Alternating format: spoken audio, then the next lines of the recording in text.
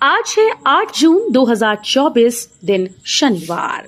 Welcome back to clean news MP. चलिए देखते हैं मध्य प्रदेश की 25 फटाफट बड़ी खबरों को। इससे पहले आप न्यूज को कहां से देख रहे हैं हमें कमेंट में बताना बिल्कुल ना भूलें। साथ ही हमारे फेसबुक पेज को भी फॉलो करें। फेसबुक पेज का लिंक डिस्क्रिप्शन में दिया गया है।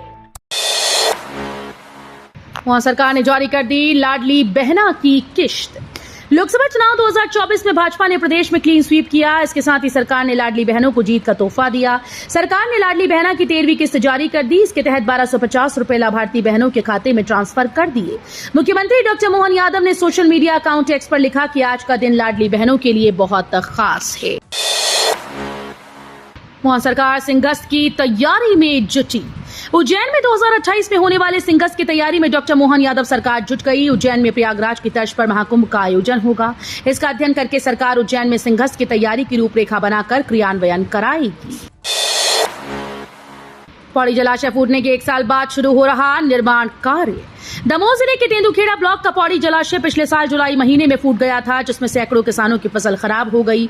अब 1 साल के बाद इसका निर्माण कार्य शुरू होने वाला है, जिससे यहां के स्थानीय लोगों के साथ उन किसानों को राहत मिलेगी जिनकी फसलें जलाशय फूटने के बाद बर्बाद हो गई थी। शिवपुरी ब्लॉक ने सबसे पहले 600 पीएम जनमन आवास पूरे किए।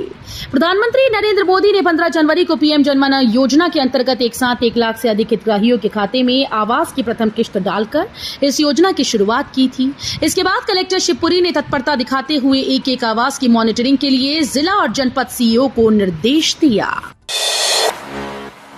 जीजी फ्लाईओवर के प्रोजेक्ट में रोड़ा बनी नर्मदा पाइपलाइन की शिफ्टिंग।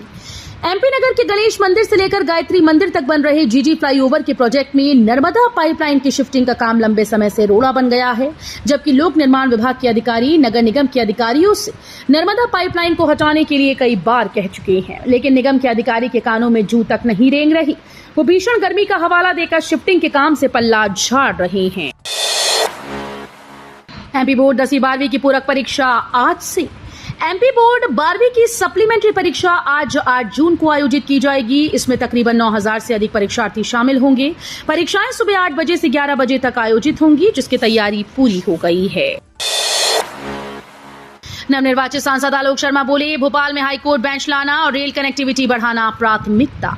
लोकसभा चुनाव में मध्य प्रदेश में भाजपा ने क्लीन स्वीप किया। राजधानी भोपाल में 1989 से लगातार भाजपा जीतती आ रही है। इस बार फिर से जनता ने भाजपा प्रत्याशी आलोक शर्मा को 5 लाख से ज्यादा वोटों से विजयी बनाया। नवनिर्वाचित सांसद आलोक शर्मा ने बातचीत में भोपाल संसदीय सीट को लेकर अपनी प्राथमिकताओं को लेकर चर्चा की।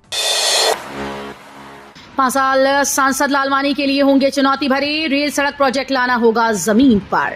इंदौर वासियों ने लोकसभा चुनाव में देश की सबसे बड़ी जीत का तोहफा शंकर लालवानी को दिया। वे 12 लाख वोटों से चुनाव जीते हैं। लालवानी का पिछला कार्यकाल देखा जाए तो इंदौर को ज्यादा बड़ी सौगातें नहीं मिली, लेकिन अब आने वाले 5 सालों में उन्हें खुद को साबित करना होगा।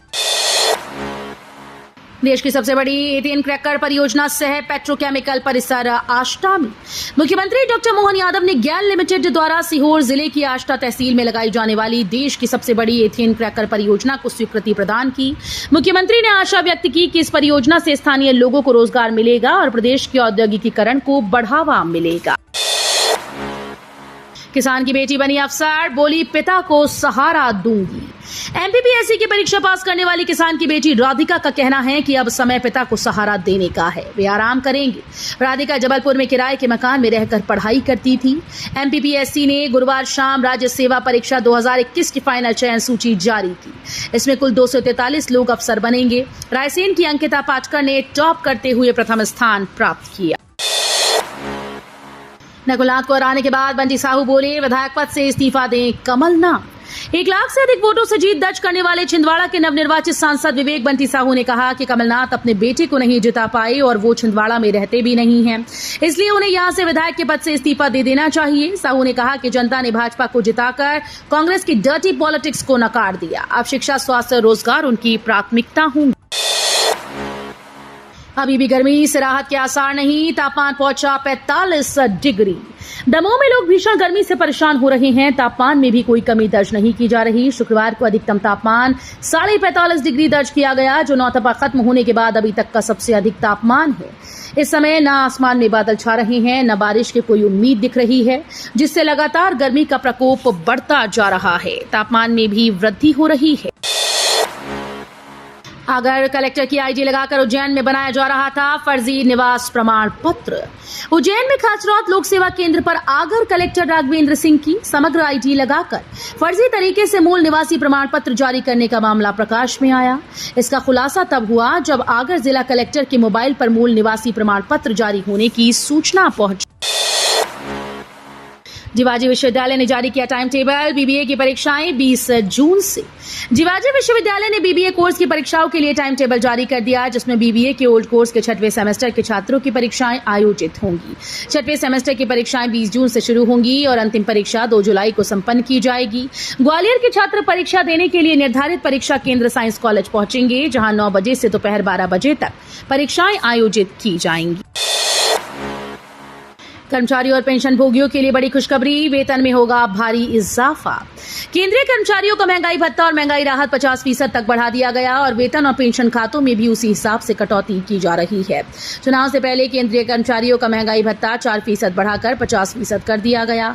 इसके साथ ही भत्ते और ग्रेच्युटी में भी बढ़ोतरी की गई। सेवानिवृत्ति और ग्रेच्युटी सीमा 20% से बढ़ाकर 25% करने के बाद इसे 20 लाखों से बढ़ाकर 25 लाख रुपए कर दिया गया। इंदौर सीट पर भाजपा को छोड़ सभी उम्मीदवारों की जमानत जब्त। लोकसभा चुनाव में मध्य प्रदेश की 29 सीटों पर लड़े 311 उम्मीदवारों की लगभग 75 लाख रुपए से अधिक की जमानत राशि जब्त कर ली गई। जमानत बचाने के लिए कुल वैध मतों का छठा हिस्सा प्राप्त करना होता है, यानी 16.66% मत मिलने चाहिए। पर भाजपा कांग्रेस के उम्मीदवारों को छोड़ दें तो अन्य में बसपा के 2 उम्मीदवार ही जमानत बचा पाए। इनमें खजुराहो से बसपा प्रत्याशी कमलेश कुमार और सतना से नारायण त्रिपाठी शामिल हैं। आष्टा में बनेगा देश का सबसे बड़ा एथेन क्रैकर परियोजना सह पेट्रोकेमिकल परिसर। मध्य प्रदेश के आष्टा में देश का सबसे बड़ा एथेन क्रैकर परियोजना सह पेट्रोकेमिकल परिसर बनेगा। इस परियोजना से स्थानीय स्तर पर लोगों को रोजगार मिलेगा और प्रदेश के औद्योगिकीकरण को बढ़ावा। मुख्यमंत्री डॉक्टर मोहन यादव ने गेल लिमिटेड द्वारा सीहोर जिले की आष्टा तहसील में लगाई जाने वाली इस परियोजना को स्वीकृति प्रदान कर दी है। इंदौर में कछुए के साथ अंतरक्रिया कर अस्पताल परिसर में दफनाने पर बवाल। जिला अस्पताल परिसर में कछुए को दफनाने से जुड़े मामले में वन विभाग की अब नए सिरे से जांच होगी। राला मंडल अभयारण्य के एसडीओ योहान कटारा ने 15 दिन पहले अपनी रिपोर्ट दी। उसके आधार पर इंदौर वन मंडल के डीएफओ ने पहले जांच स्टेट टाइगर स्ट्राइक फोर्स से करवाने पर जोर दिया। कर्ज में डूबा मध्य प्रदेश। कभी देश के संपन्न राज्यों में शामिल एमपी आज कर्ज के बोझ तले दबता जा रहा है। प्रदेश सरकार के ताजा आंकड़ों के अनुसार सूबे पर करीब 4 लाख करोड़ रुपए का कर्ज है। यह आंकड़ा साल दर साल बढ़ता जा रहा है। इस बीच मोहन सरकार अतिरिक्त 2,500 करोड़ ऋण लेने की तैयारी में है। इस हिसाब से एमपी में प्रति व्यक्ति कर्ज करीब 45,000 है, जो आने वाले समय में बढ़ते कर्ज के साथ बढ़ सकता है। वक्त से पहले नीट परिणाम 4 जून को डिक्लेयर। नीट परिणाम को लेकर छात्राओं के बाद राजनीतिक दलों में सियासत जारी है। इस कड़ी में कांग्रेस मीडिया सेल अध्यक्ष मुकेश नायक ने प्रेस कॉन्फ्रेंस में नीट परिणाम में अनियमितताओं का आरोप लगाया। नीट परिणाम को स्कैम बताते हुए कहा कि वक्त से पहले 4 जून को रिजल्ट डिक्लेयर किए गए। कहा कि जल्द रिजल्ट डिक्लेयर इसलिए किया गया कि चुनाव परिणाम के शोर में स्कैम दब जाएं। उन्होंने नंबर देने की पद्धति पर भी सवाल उठाए। रिजल्ट में 718 और 719 नंबर मिले। नायक का दावा ये नंबर मिल ही नहीं सकते क्योंकि मूल्यांकन में ये नंबर लाना संभव ही नहीं। पहली बार पीएम की शपथ के साक्षी बनेंगे एमपी के 400 नेता। लोकसभा चुनाव में मध्य प्रदेश में कांग्रेस का सूपड़ा साफ करने वाली प्रदेश बीजेपी का दमखम पीएम नरेंद्र मोदी के शपथ ग्रहण समारोह में देखने को मिलेगा। पीएम नरेंद्र मोदी के हैट्रिक के साक्षी प्रदेश के करीब 400 नेता होंगे। इसमें मंत्री विधायकों के साथ निवर्तमान सांसद और बीजेपी के जिला अध्यक्ष भी शामिल रहेंगे। मोदी सरकार 3.0 में तैयार रही है 3 नए फैसलों के लिए। एनडीए के सहयोगी दलों की मदद से बीजेपी केंद्र में लगातार तीसरी बार सरकार बनाने में कामयाब हो गई। एनडीए ने प्रधानमंत्री नरेंद्र मोदी को फिर से नेता चुन लिया है और साथ ही दल भी हर संभव सहयोग की बात कर रही हैं। एनडीए की मीटिंग के दौरान नीतीश कुमार का इमोशनल भाषण और प्रधानमंत्री नरेंद्र मोदी का पैर छूने के लिए झुकना संकेत तो यही दे रहा है कि बीजेपी के संकट मोचकों ने सहयोगी दलों के साथ डील हर तरह से पक्की कर ली है और ये 3 नए फैसलों पर होगी नजर। वन नेशन वन इलेक्शन लागू करना संभव होगा क्या? यूनिफॉर्म सिविल कोड लागू करना तो सबसे मुश्किल लगता है। अग्निवीर योजना में क्या होने वाला? यूट्यूब से हटाया गया बदोबदी सॉन्ग, रोने लगे चाहत। पाकिस्तानी सिंगर चाहत फतेह अली खान के गाने बदोबदी को यूट्यूब से हटा दिया गया है। इस गाने को 128 मिलियन से ज्यादा बार सुना गया, कई रील्स बनाए गए। दरअसल यूट्यूब पर कॉपीराइट उल्लंघन की शिकायत के बाद इसे हटाया गया। गाने के बोल नूरजहां की 1973 की फिल्म बनारसी ठग के गाने से मिलते थे। गाने को हटाए जाने के बाद चाहत फूट फूट कर रो रहे हैं। फास्टैग एनसीएमसी में ऑटोमेटिकली ऐड होगा पैसा। फास्टैग और नेशनल कॉमन मोबिलिटी कार्ड के यूजर्स अब बैलेंस तय सीमा से नीचे जाने पर ऑटोमेटिकली पैसा डेबिट कर सकेंगे। रिकरिंग पेमेंट मैकेनिज्म के जरिए एक निश्चित अवधि में ऑटोमेटिक रूप से पैसा डेबिट करने की सुविधा मिलती है। अभी हर बार पैसा कम होने पर यूजर्स को मैनुअली इसे रीलोड करना पड़ता है। यूपीआई लाइट वॉलेट में ग्राहक 2000 रुपए तक लोड कर सकते हैं और एक बार में 500 रुपए से कम का पेमेंट बिना पिन कर सकते हैं। जनता के सुझाव से आएगा एमपी का बजट, सरकार ने सोशल मीडिया के माध्यम से मांगी राय। मध्य प्रदेश विधानसभा के मानसून सत्र की अधिसूचना जारी कर दी गई। एमपी मानसून सत्र 1 जुलाई से 19 जुलाई तक चलेगा।